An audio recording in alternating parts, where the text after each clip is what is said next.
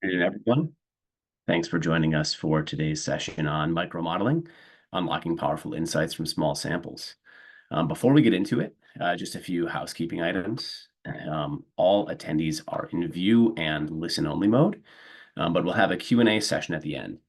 If you'd like to ask a question, please use the Q&A box at the bottom of your screen. Also, please ensure your Zoom name reflects your full name and company that you're with, so we can address questions properly. So with that, we'll get started. Today's session is going to be led by myself, Ben Cortese, and Allie Pierce, my colleague. We are both members of Decision Sciences and Innovation at KS&R, and our team leads all of the quantitative research for the firm, including things like research on research topics that we'll be discussing today. We're very excited to get into some of what we found when it comes to small sample research, trying to extend some of our traditional techniques by collecting data a little bit differently. This all came about with our healthcare clients typically trying to look at collecting data from really hard to reach audiences where it's either very difficult to find those respondents or cost prohibitive when it comes to doing research in these spaces. This is also broadly applicable to B2B as well. And ultimately, we had been asked the question of how can we get advanced quantitative outputs when we don't have a lot of sample? And we wanted to make sure that we had the research-driven response to this question, and ultimately dove into what we're calling micromodeling to help us understand if we could fuse together qualitative and quantitative methods in a single study to be able to get findings from this new approach. So ultimately, our hypothesis was that respondents would actually provide higher quality data if this data was collected differently through an IDI. And by IDI here, for those not familiar, we're referring to in-depth interviews, typically 30, 45-minute conversations between a respondent and a moderator. We were also hoping that these results would extend to what we traditionally see when it comes to large sample online quantitative research. And lastly, understand what the spectrum is, right? So what worked, what didn't work, and what are some of those guardrails to keep in mind when doing this kind of research technique? So given the research on research element of this, we actually took a two-stage approach, keeping it in the healthcare field, focusing on cardiologists for this particular body of work. We did want to make sure that we had a justifiable comparison to what is traditionally big quant. And in order to do that, we actually were able to identify 429 cardiologists to conduct traditional online research with.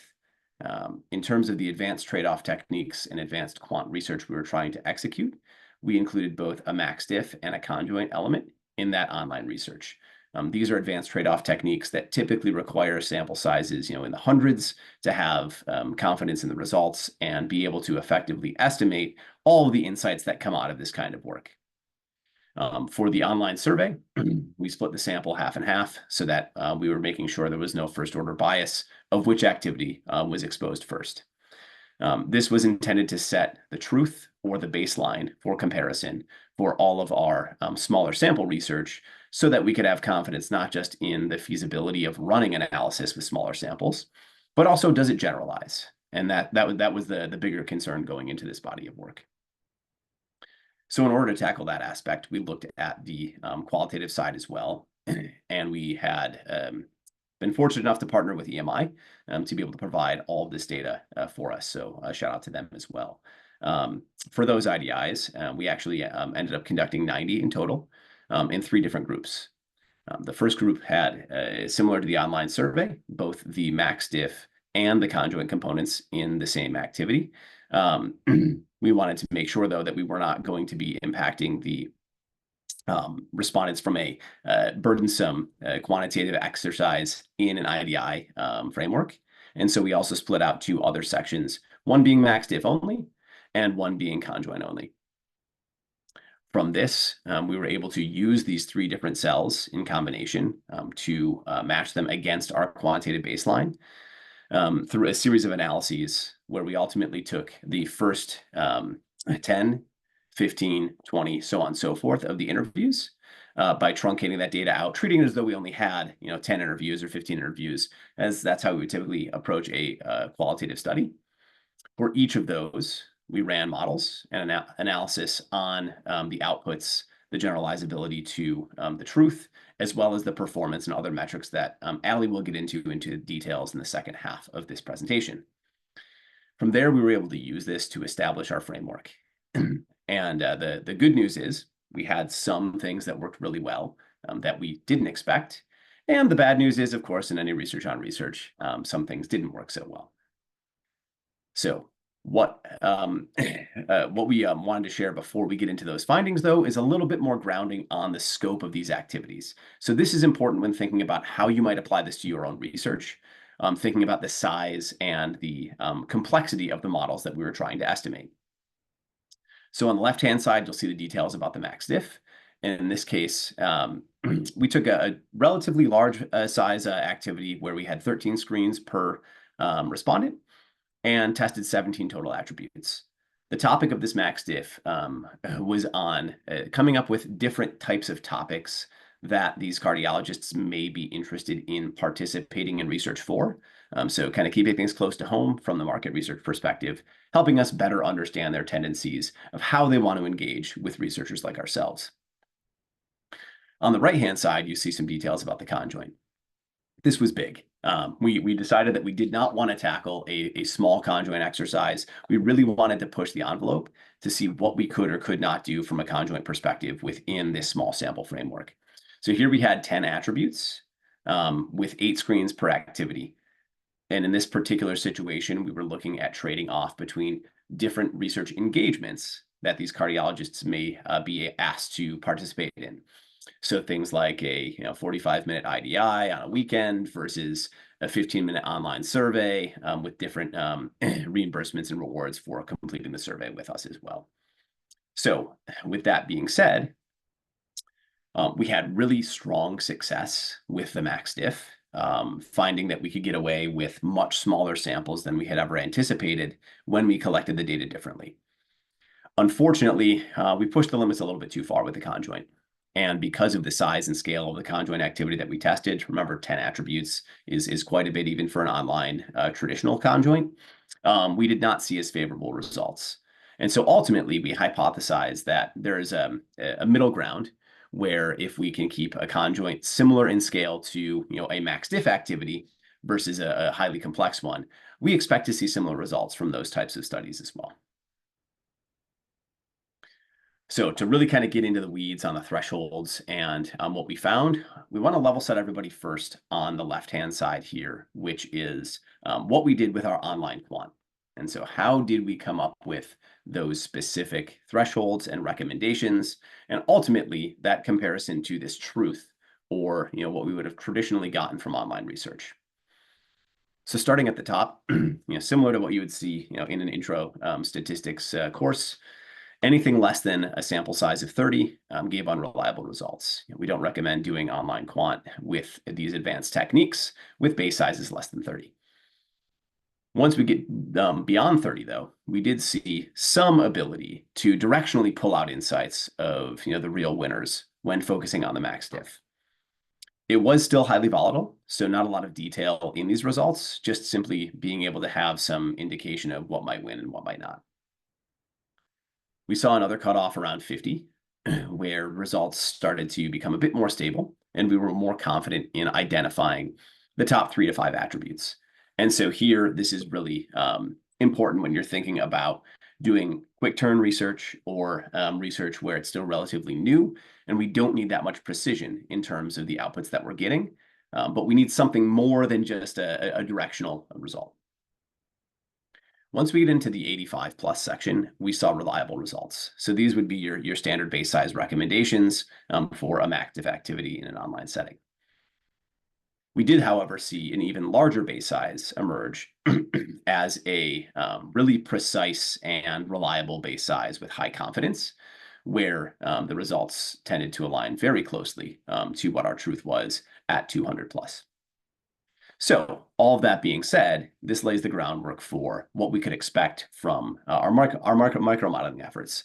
And here we really saw something that surprised us. So with as few as 15 interviews conducted with a MaxDiff component inside of them, we saw our results here were actually directional and usable. So unlike on the online survey section, we were able to match those results from the truth directionally with sample sizes this small, giving us an indication that we can upsize our qualitative research with a quant component, or no longer say no, that we can't do this type of research with this activity with samples of that size. Better yet, if we're able to introduce a base size of at least 30 for these IDI sessions, we actually saw more identifiability in that cream of the crop section of those attributes. So being able to have really strong confidence in the winners, helping people move forward with something where otherwise, this type of insight would not have been available at all. We'd just be relying on the qualitative findings solely.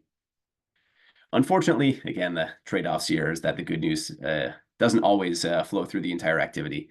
And we did end up finding here that the 50 plus category, while it did enhance the results a little bit, ultimately the gain that you would get from conducting 50 plus IDIs in terms of the trade-off results probably isn't worth it.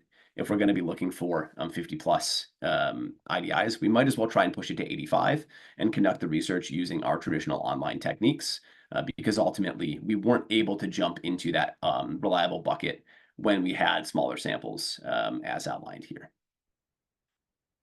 So with all of that, I'm going to turn it over to Allie to cover the technical details that will justify everything that we've just discussed earlier, to have a better understanding of why and how we came up with our recommendations. Go ahead, Allie.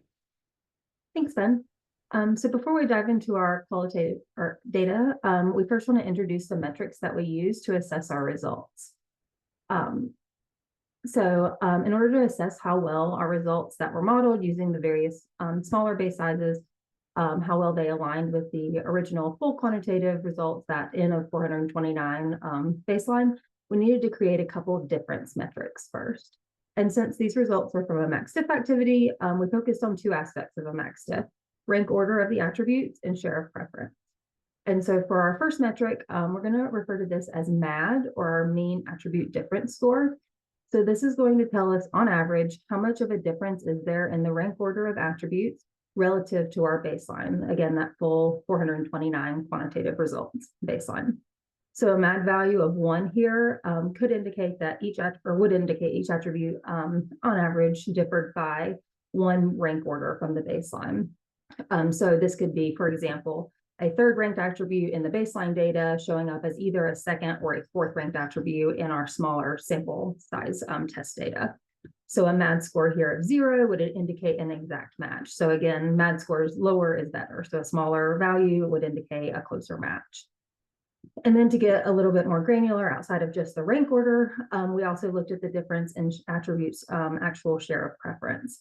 So again, this is going to be relative to the quantitative baseline. And so specifically, we're actually looking at the cumulative absolute difference. So we'll call this the CAD or CAD score.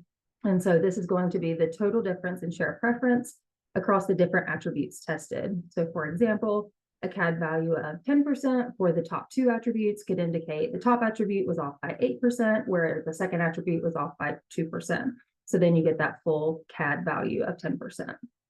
And so now that we've established the key difference metrics that we'll be using, there's one other important piece we want to cover before we dive into all of our qualitative results. And so this piece is about how we arrived at our recommended small base size buckets for our quantitative baseline that Ben referenced earlier. So that left-hand side of the chart that Ben was talking about. And so although we could give an entire talk on these results alone, we tried to shorten this to a single slide just to give you all the key takeaways that you need to sort of understand the qualitative results, which are the focus of this talk. And so using our full quantitative data set in that iterative bootstrapping method, again, that Ben mentioned, where we're randomly sampling 10, 15, 20, and then calculating these different metrics. And we randomly sampled all of these. You can see all the different base sizes on the x-axis here. We calculated the MAD and CAD difference metrics shown on the y-axis to assess how closely the quantitative smaller sample results modeled with these various base sizes aligned with the full quantitative baseline results. Excuse me. So along the along the y-axis, again, you'll see these MAD and CAD scores for all the attributes across multiple base sizes in teal and orange, respectively. So as you can see, we've defined these buckets around where both of these scores tend to plateau within a bucket and decrease between buckets. And so one thing we did want to note here is that for the sake of brevity and space, we're not showing a fully equal intervaled x-axis on the bottom. So we do have some lower jumps between smaller base sizes and larger jumps between larger base sizes here. So the degrees of decreases and plateaus may appear more skewed than they actually are. But this is, again, we have all of these base sizes. This is just for the sake of brevity for this slide.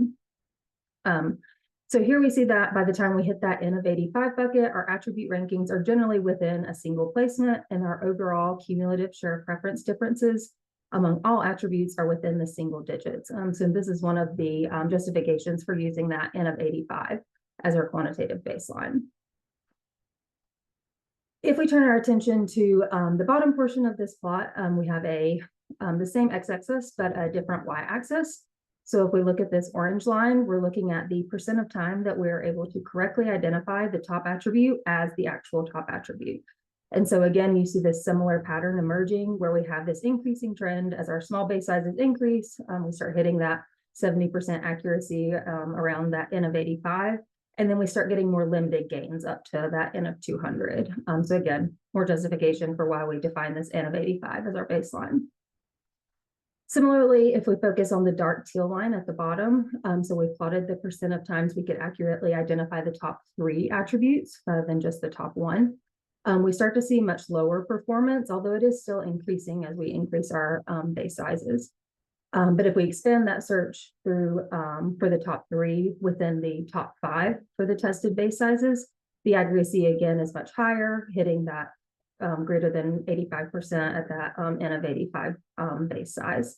So again, these teal lines really indicate the need for much larger base sizes, depending on the level of insights and confidence needed for your quantitative. And again, this is all just within the quantitative data.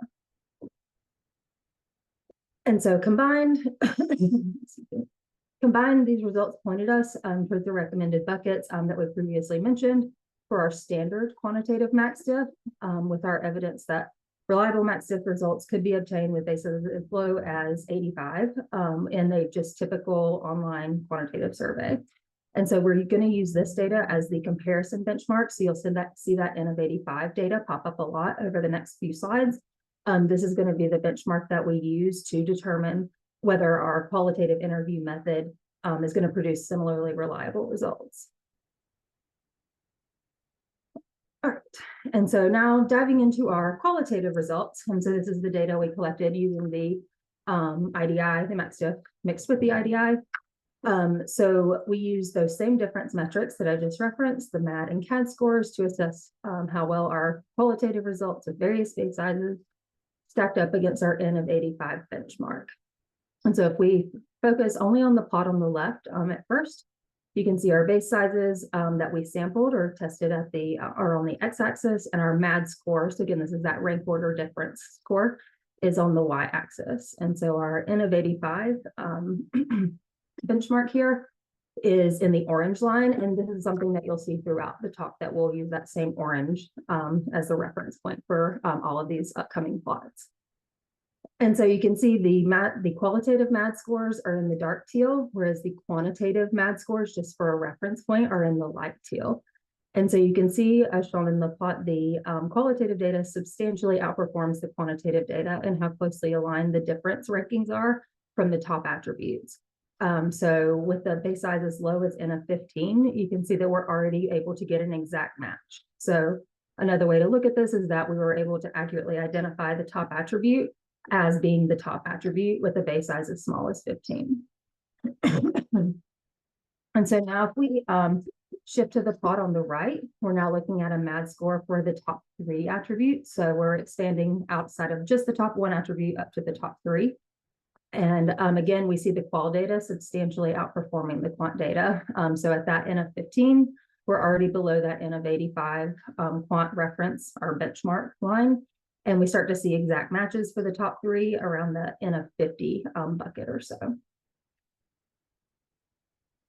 And so next we'll expand further on these plots. So we've already discussed the top one and the top three attributes. So now if we want to get insights on the top five attributes, although the qual data doesn't show consistently lower MAD scores than its quant counterpart, like we saw with the top one and top three, we do still see that performance gap a bit, although it does start to tighten a bit whenever we start adding in more attributes.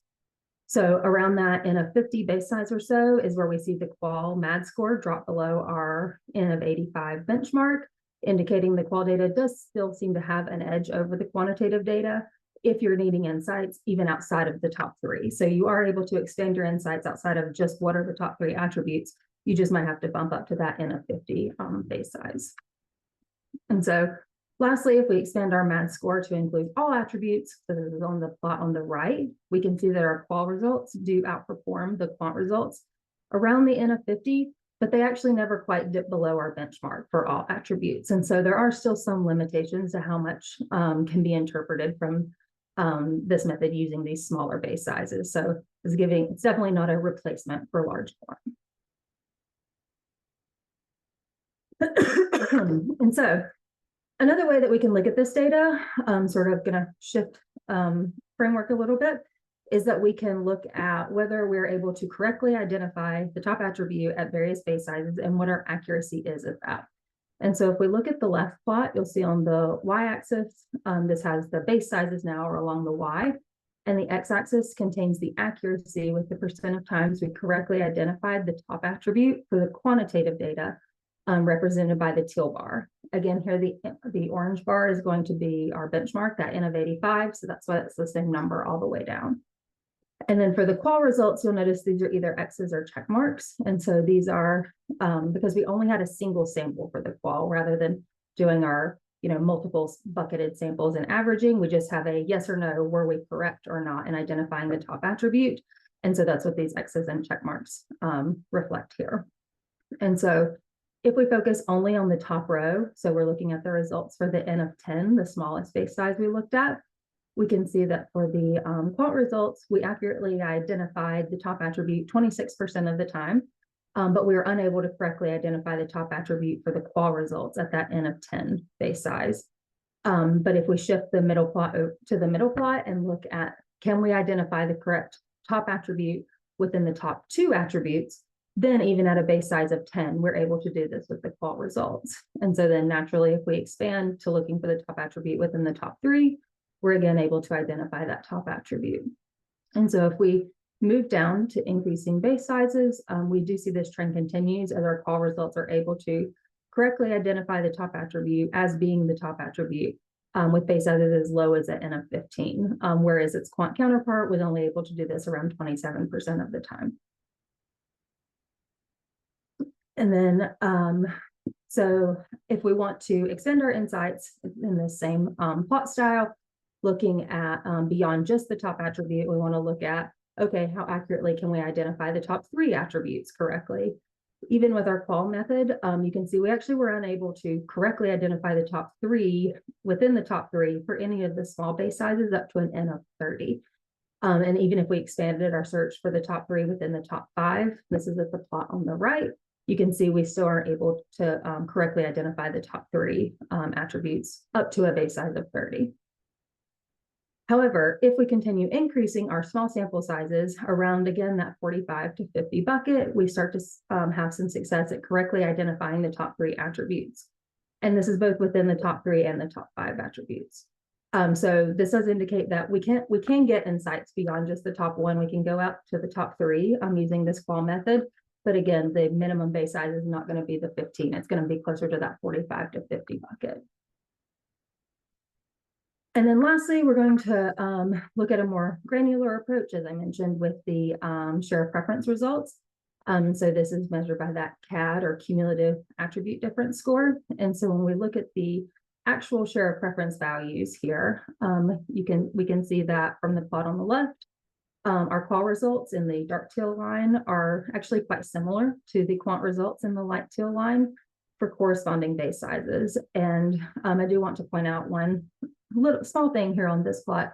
You'll see the qual results actually do dip below our benchmark at that N of 85 orange line for the base size of 10. But a word of caution here, this should not be interpreted as qual performing well at the base size of 10 because as we know from previous slides, our qual results were unable to correctly identify the top attribute at that N of 10 base size. So while the share of preference difference score is quite small here for that N of 10, it's for the wrong attribute. And so again, this is more evidence that the share of preference results don't quite show as much of an advantage as the rank order do.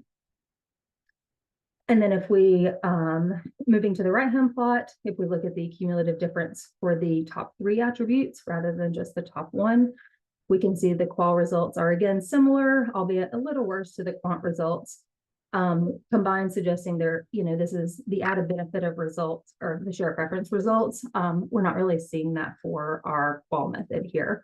It really seems to be limited to that rank order method or rank order insights.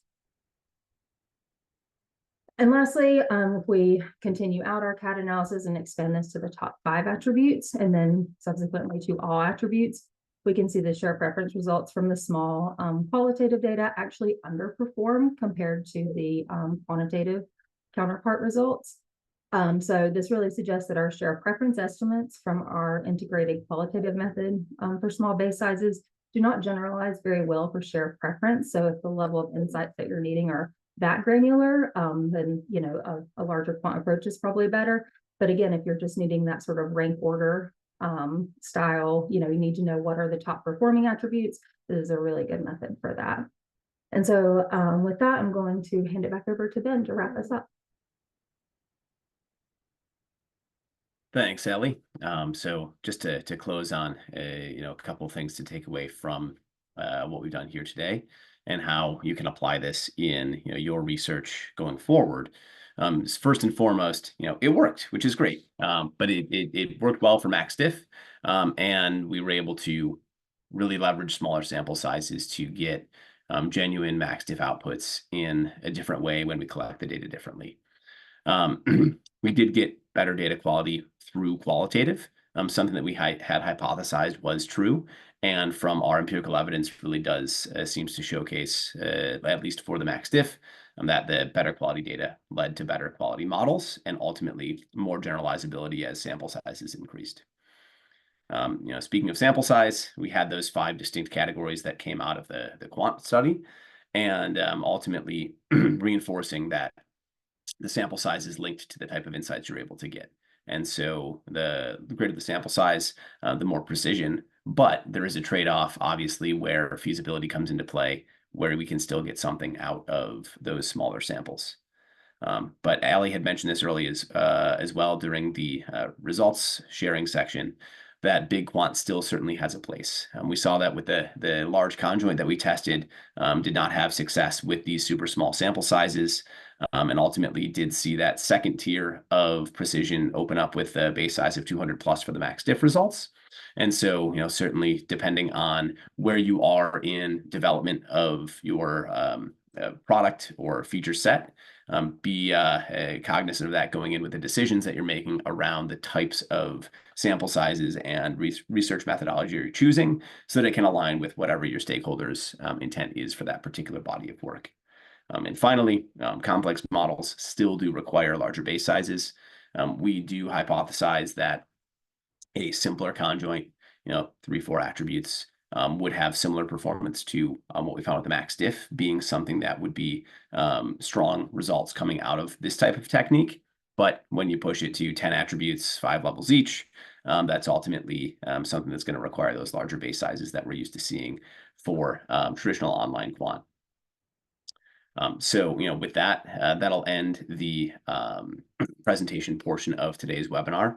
Thank you all for attending. We're going to turn over to Q&A now. So let me take a see, and let's see. So our first question is, can you explain how you conducted the MaxDiff in an IDI? Ali, do you want to take that one, or you want me to? Yeah, for sure, I can take that one. So this was more of a integrated methodology. So we take a traditional IDI where we have a moderator, going through the traditional interview and their conversational script with that. And then we actually just have them do a max diff activity via a screen share. And so the moderator is walking the participant or the respondent through the activity, but they're not actually doing any sort of interviewing or follow-up questions during the activity to be sure that they're not, biasing the results or anything. And then they get through the activity via that screen share, the moderator's clicking, where they tell them they're making their choices. And then afterwards, the moderator can follow up and get some more of those richer qualitative insights, which is another benefit of this method because you get to the quantitative data plus those qualitative insights because the moderator is there to follow up outside of the activity. Yeah, and I think that's a great point, Allie, that this goes both ways, right? This works not only as a way to capture advanced quantitative insights through small samples, but also as a way to beef up your qual and extend your qualitative research with something that can actually give true quantification, especially of priorities within this IDI setting. All right, another question here is how have clients responded to this approach? So I can go ahead and take that one.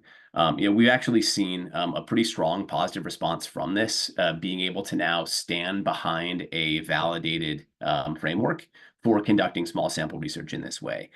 Prior to us going on this initiative, we had relied on pure statistical theory, and ultimately, this industry requires pushing that envelope constantly and being able to demonstrate through this rigorous research initiative that there is viability in small samples when we think outside the box has gotten a lot of excitement and has been able to allow us to say yes more frequently when it comes to having some of these trade-off activities with small samples and hard to reach audiences.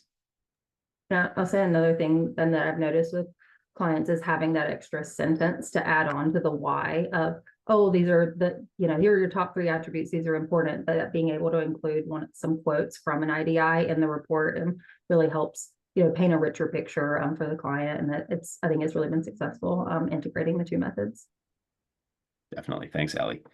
So here's another one. Someone was asking, why is the data better and why does this actually work? Do you want to take that one, Allie? Yeah, I can speak to that. So our sort of current theory or hypothesis here is that because we're able to do this via an IDI and an interview, and there's a moderator engaging with the respondent throughout the activity, even though they're not interrupting during the activity, they're still like engaging with a person throughout the whole interview, that we're actually getting higher quality data for each data point. And so the idea here is that, we know with large quants, sometimes we have a lot of quality and cleaning, guidelines that we have to go by. And so our thought here is that when respondents are more engaged, we're actually getting higher quality data. So we don't need quite as much of it. And so we're able to get comparable data quality with lower base sizes using this method. Right, certainly. And I think it's important to note too that we're not having the moderators engage during the activity, right? The moderator is just clicking through the activity, but not influencing the responses. Exactly. And so even though they are, the respondents are engaged in a conversation, the activity is not going to be swayed by any of the moderator's influence throughout the activity. All right, so we've got another one here on sampling. So the question is, how do you control for respondent heterogeneity? I guess I can take a first shot at this, Allie, and then you can fill in anything else. So thinking about this type of research, this is small sample research. And so if there is heterogeneity in the sample, then the question would be, why can't we go and get more in terms of the types of folks we're looking to research? Because these small populations, we assume, would be homogeneous and therefore wouldn't require to have a robust sampling plan in place like you would think of with lining up the census data for big qual, or sorry, for big quant. And so generally that would be a conversation to have upfront with the research objectives to understand why this approach is necessary given the type of sample we're looking to collect. Anything to add? to that, Ellie? No, I completely agree. I think this is sort of the need for this research arose out of a niche audience where we have these very specific type of samples we're trying to get. There's not many of them. They're hard to reach, but they are this like sort of homogeneous sample. And so, that more gen pop, this is not really, and when you have the data, big quant is going to be good because you're going to get that granularity. But when you're limited, I think this is a good alternative. Great. Well, I think that wraps up the Q&A section, unless we have any last minute questions that come in. But thank you all for joining today's session. We look forward to connecting again soon. Have a great day.